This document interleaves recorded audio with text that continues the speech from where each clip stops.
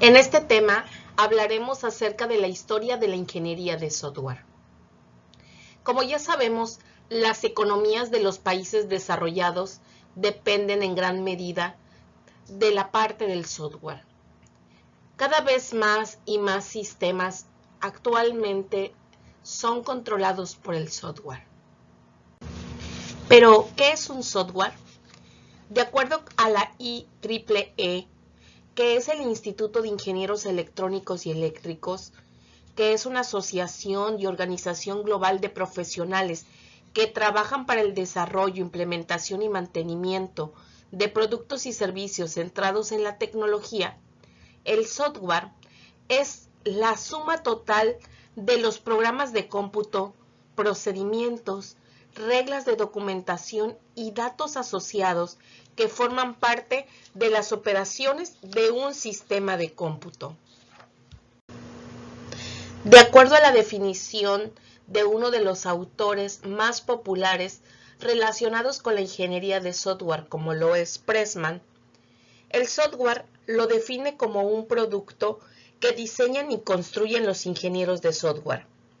Esto abarca programas que se ejecutan dentro de una computadora de cualquier tamaño y arquitectura, documentos que comprenden formularios virtuales e impresos, y datos que combinan números y texto, y también incluyen representaciones de la información de audio, video e imágenes.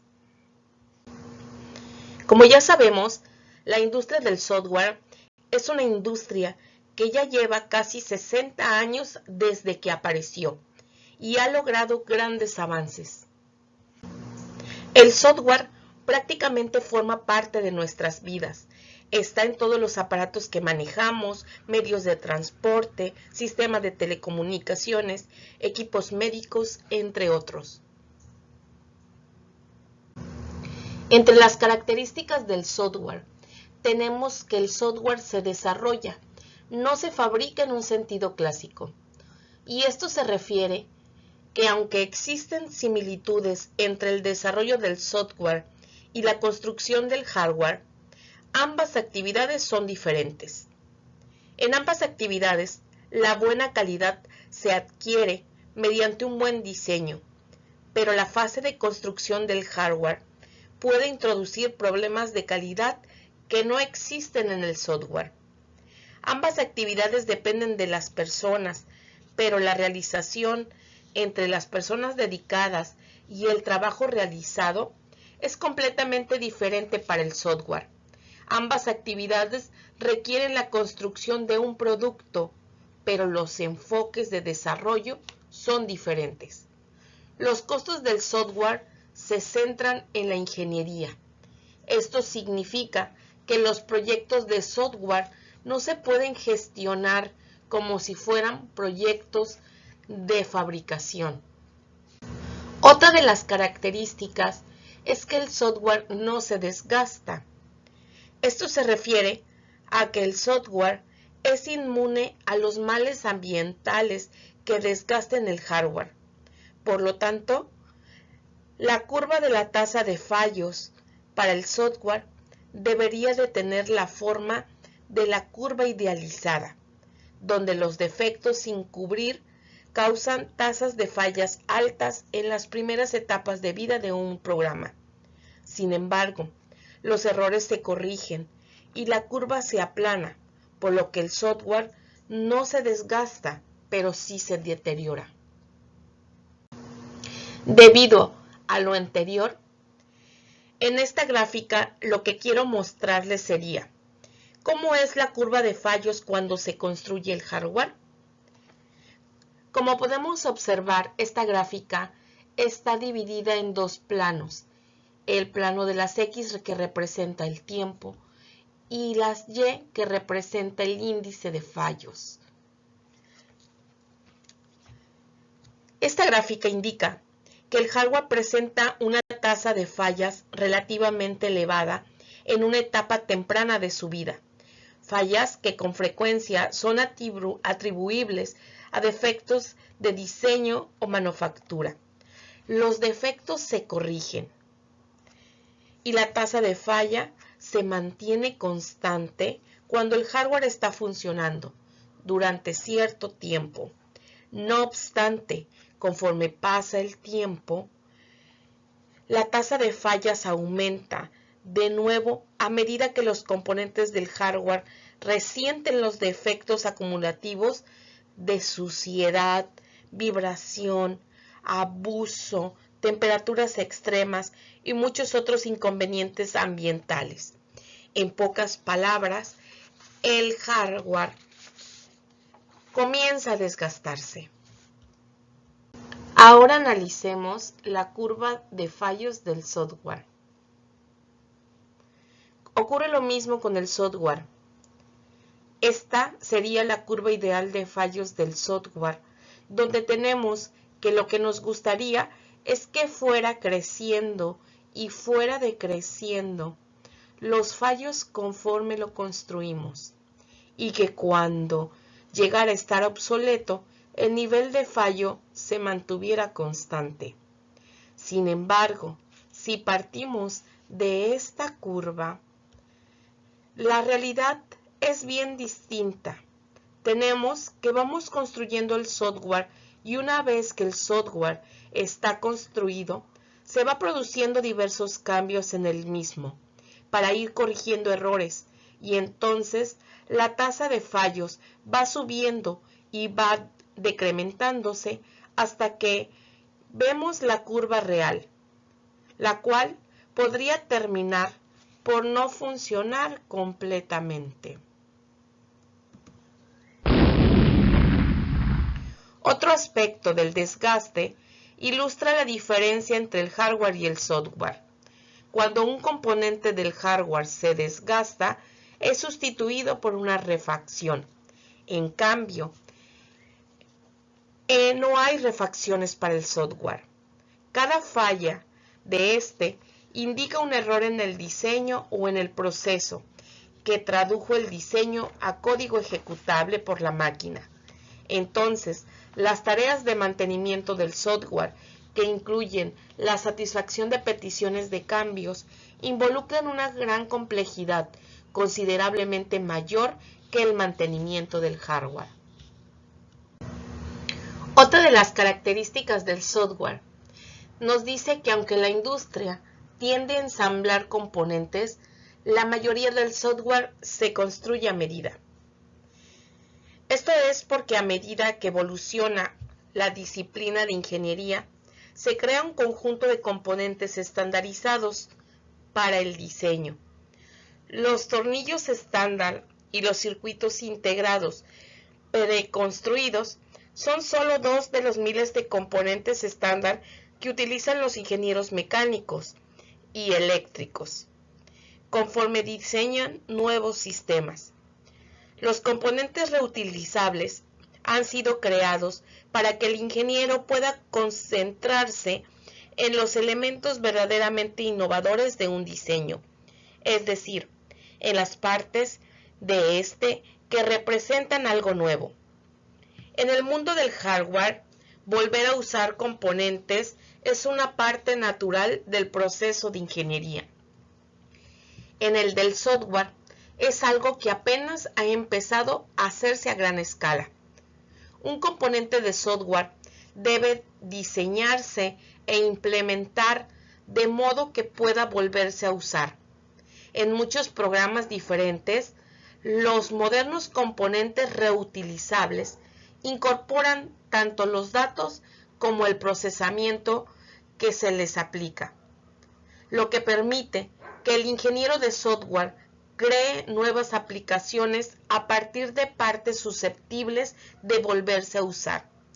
Por ejemplo, las actuales interfaces interactivas de usuario se construyen con componentes reutilizables que permiten la creación de ventanas, gráficas, menús desplegables y una amplia variedad de mecanismos de interacción. Las estructuras de datos y el detalle de procesamiento que se requieren para construir la interfaz están contenidos en una librería de componentes reusables para tal fin. Ahora hablemos acerca de los ámbitos de aplicación del software. El software puede dividirse en varias categorías basadas en el tipo de trabajo realizado. Las dos categorías primarias del software son los sistemas operativos, también llamados software del sistema, y los software de aplicación. Hablemos de los software de sistemas. Estos están formados por todos aquellos programas cuya finalidad es servir al desarrollo o al funcionamiento de otros programas. Estos programas son muy variados, tales como los editores, compiladores, sistemas operativos, entornos gráficos, programas de telecomunicaciones, etc. Pero se caracterizan por estar muy próximos al hardware, por ser utilizados concurrentemente por numerosos usuarios y por tratarse de programas de amplia difusión, no estando diseñados normalmente a medida. Esto permite un mayor esfuerzo en su diseño y optimización, pero también les obliga a ser muy fiables, cumpliendo estrictamente las especificaciones para las que fueron creados. Un ejemplo de este tipo de software son los sistemas operativos, tales como Linux, Windows, Mac OS, etc. Controladores de dispositivos o drivers, herramientas de diagnóstico, servidores, utilidades, etc. Ahora hablemos del software de aplicación. Esta categoría engloba todo aquel software cuyo propósito es ayudar a realizar al usuario una tarea. A diferencia del software de sistema, el software de aplicación está enfocado en un área específica para su utilización. La mayoría de los programas que utilizamos diariamente pertenecen a este tipo de software, ya que nos permite realizar diversos tipos de tareas en nuestro sistema. Ejemplos de estos son los procesadores de texto, como el bloc de notas, editores como Photoshop, Fireworks, hojas de cálculo, sistemas manejadores de base de datos como MySQL, Oracle, programas de comunicaciones, Messenger, Google Hangout, Telegram, paquetes integrados, etc. Ahora le corresponde el turno al software de ingeniería y científico. Este se encarga de realizar complejos cálculos sobre datos numéricos de todo tipo. En este caso, la corrección y exactitud de las operaciones que realizan es uno de los requisitos básicos que deben de cumplir. El campo del software científico y de ingeniería se ha visto ampliado últimamente con el desarrollo de los sistemas de diseño, ingeniería y fabricación asistida por ordenador, los simuladores gráficos y otras aplicaciones interactivas que lo acercan más al software de tiempo real e incluso al software de sistemas. Ejemplos de estos son los sistemas de astronomía, vulcanología, análisis de la precisión de automotores, dinámica orbital de las lanzaderas espaciales, biología molecular, fabricación automática, etc. Ahora hablemos del software empotrado. Este es aquel que va instalado en otros productos industriales. Reside en memoria de sola lectura. Se utiliza para controlar productos y sistemas de los mercados industriales y de consumo. Además, ejecuta funciones muy limitadas, como por ejemplo, la electrónica de consumo, dotando a estos productos de un grado de inteligencia cada vez mayor. Se aplica a todo tipo de productos, desde un video doméstico hasta un misil con cabeza atómica, pasando por algunos sistemas de control de los automóviles, y realiza funciones muy diversas, que pueden ir desde complicados cálculos en tiempo real a sencillas interacciones con el usuario, facilitando el manejo del aparato que los incorpora. Comparten características con el software de sistemas, el software de tiempo real, el software de ingeniería y científico y el software de ordenadores personales. ejemplo de los productos que utilizan este tipo de software son los teléfonos celulares, dado el control también de las teclas de un horno de microondas. Otro ejemplo sería el control de la gasolina de un automóvil, el sistema de frenado, etc. Ahora hablemos del software de gestión. Estos programas utilizan grandes cantidades de información almacenados en bases de datos con objeto de facilitar las transacciones comerciales o la toma de decisiones, además de las tareas convencionales de procesamiento de datos en las que el tiempo de procesamiento no es crítico y los errores pueden ser corregidos posteriormente. Incluyen programas interactivos que sirven de soporte a transacciones comerciales. Ejemplos de estos sistemas son el sistema de nóminas, el sistema de cuentas de haberes y débitos, el sistema de inventario, etc.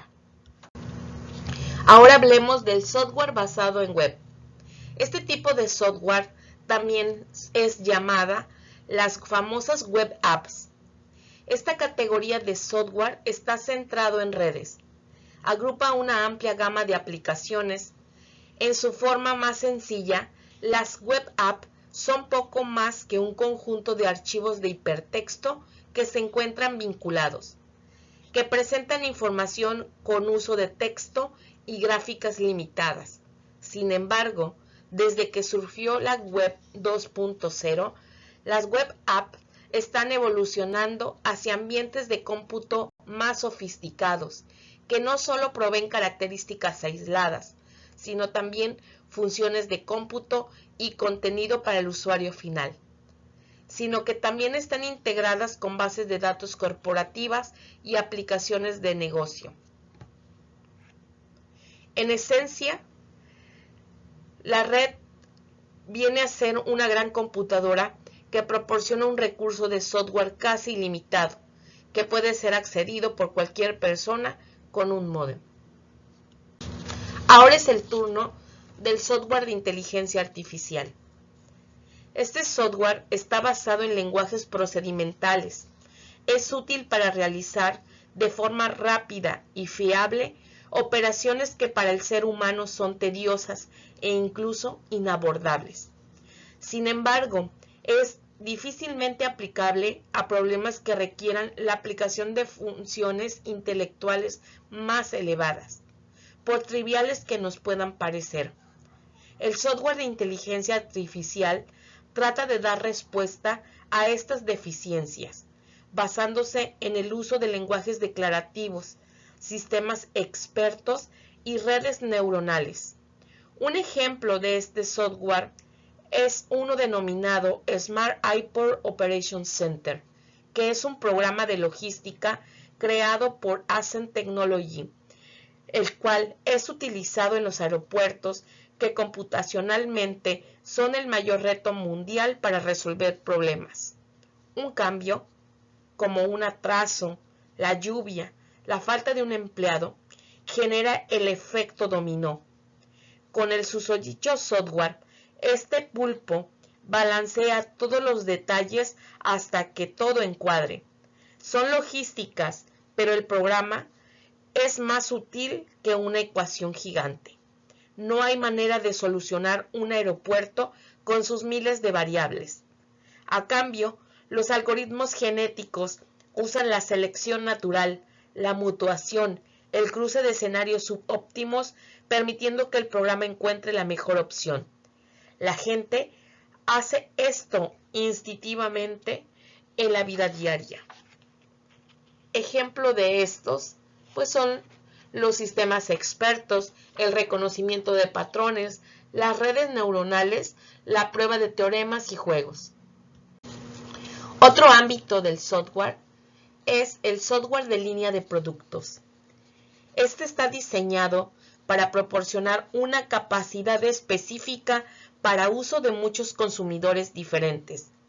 El software de línea de productos se centra en algún mercado limitado y particular, por ejemplo, el control de inventarios de productos, o se dirige a mercados masivos de consumidores, como procesamiento de textos, hojas de cálculo, gráficos por computadora, multimedios, entretenimiento, administración de base de datos y aplicaciones para finanzas personales o de negocios.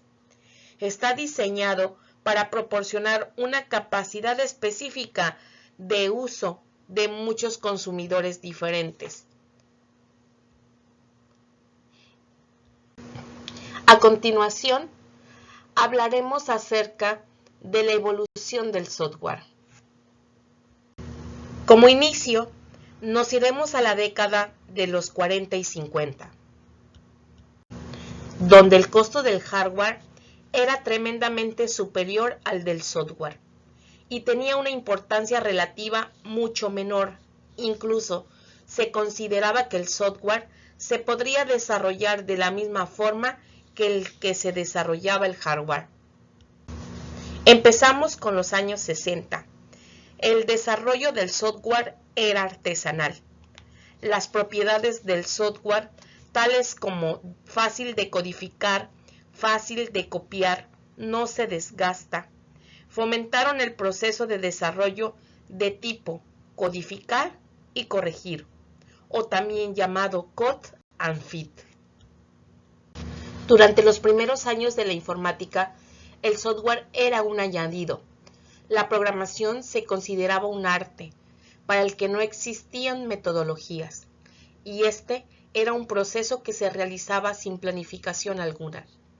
En esta época, toda la programación se desarrollaba a medida para cada necesidad concreta, y en consecuencia tenía muy poca difusión, y habitualmente quien lo escribía era porque lo necesitaba, y era quien lo mantenía. En esta época también era la época de los famosos códigos espaguetis, muy difícil de entender, incluso por quien lo escribía. También se empieza a ser evidente que el software se diferencia demasiado del hardware y no puede ser tratado de la misma manera. En esta época se generó el término crisis del software, término que se usaba para describir los frecuentes problemas que había durante el desarrollo de un nuevo software. En esta época nace el término ingeniería de software. Este se atribuye a las conferencias organizadas por la OTAN, una en 1967 y otra en 1968.